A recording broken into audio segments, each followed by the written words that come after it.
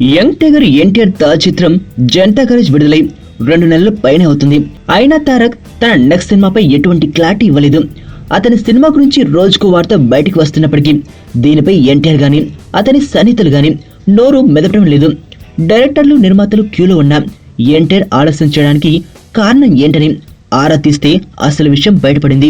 ఎన్టీఆర్ 27వ సినిమాకు డైరెక్టర్ నిర్మాత ఎప్పుడో ఫిక్స్ అయ్యారని, ప్రస్తుతం ఆయన కథలను వింటున్నది తన 28, 29, 30 సినిమాల కోసమని తెలిసింది.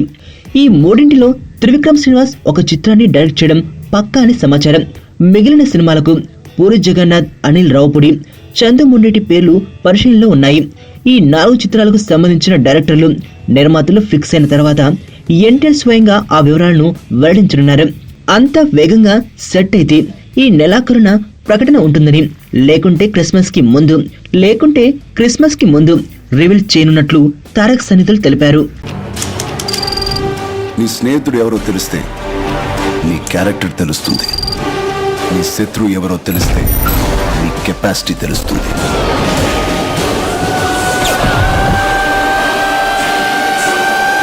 నా శత్రువుని సెలెక్ట్ చేసుకున్నాను.